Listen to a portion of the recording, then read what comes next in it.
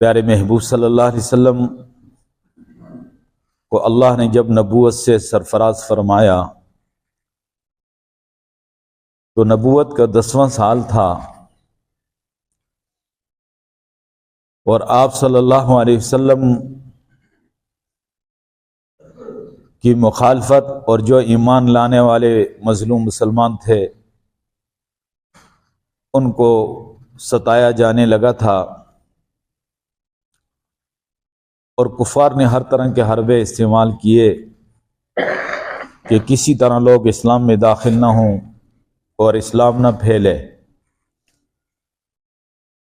لیکن آپ صلی اللہ علیہ وسلم اپنے مشن پہ اپنے جانثاروں کے ساتھ قائم رہے، اور اس میں بہت بڑا جو پیارے محبوب صلی اللہ علیہ وسلم کا ساتھ دیا وہ آپ کی زوجہ محترمہ ام المؤمنین حضرت خدیجہ الکبریٰ رضی اللہ تعالی عنہا، وہ عظیم خاتون ہیں کہ جنہوں نے بہت بڑی قربانی دی ہے اسلام کے لیے، اور انہیں ام الاسلام بھی کہا جاتا ہے کہ وہ اسلام کی گویا ماں تھی۔ اب ان واقعات کی طرف تو میں نہیں جانا چاہوں گا کہ انہوں نے کس طرح پیارے محبوب صلی اللہ علیہ وسلم کا ساتھ دیا اور کس طرح قربانیاں دی۔ لیکن یہ پیارے محبوب صلی اللہ علیہ وسلم کا یہ زمانہ جو نبوت کا 10واں سال تھا وہ دنیا سے چلی گئی، وفات پا گئی۔ پھر آپ کا ساتھ دینے والا جو آپ کے دادا جان کے وفات کے بعد وہ آپ کے چچا تھے،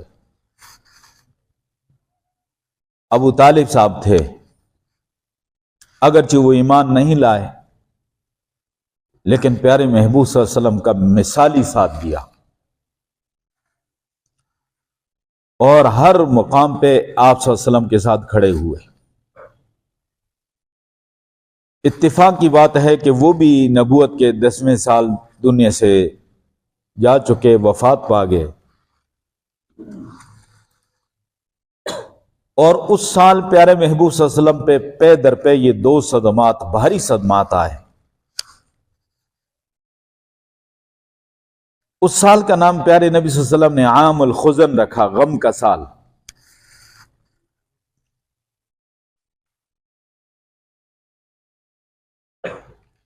اب آپ کے چچا جان کا دنیا سے چلے جانا، آپ کی اہلیہ محترمہ حضرت خدیجہ رضی اللہ تعالی عنہ کا دنیا سے چلے جانا، یہ ایک بہت بڑا صدمہ تھا۔ لیکن اس کے ساتھ ساتھ کفار اور مشرکین بہت زیادہ جری ہو چکے تھے، چونکہ ابو طالب صاحب قریش کے سردار تھے، اس کا کچھ نہ کچھ لحاظ کرتے، لیکن جب وہ وفات پا گئے تو یہ بہت جری ہو گئی۔ اور آپ صلی اللہ علیہ وسلم کے صحابہ اکرام کو ستاتے تھے، لیکن آپ صلی اللہ علیہ وسلم پہ براہ راست دسترازی کا وہ بار بار سوچتے تھے، آپ صلی اللہ علیہ وسلم پہ دسترازی کے لیے۔ لیکن جب چچا چلے گئے تو اب زبان درازی سے بات دسترازی تک آ گئی، اور آپ صلی اللہ علیہ وسلم پہ حملہ آور ہونے لگے اور طرح طرح کی تکلیفیں دینے لگے۔ اور ان کے اس وقت کے جو بڑے تھے ابو جہل وغیرہ، انہوں نے کہا کہ آئندہ کے لیے اس شخص کی بات نہیں سننی اور اس کے ساتھیوں کی بات بھی نہیں سننی،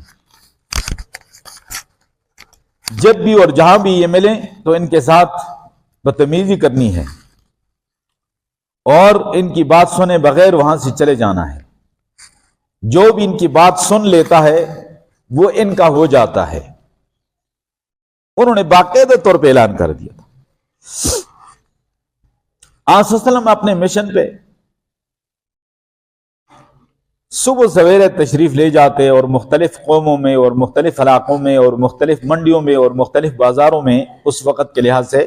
جو بھی بازار منڈیاں لگتی ہیں ان میں دعوت دیتے تھے۔ لیکن اس اعلان کے بعد جو ہے ہر کوئی آپ صلی اللہ علیہ وسلم سے رخ پھیر لیتا اور بدتمیزی پہ اتر آتا۔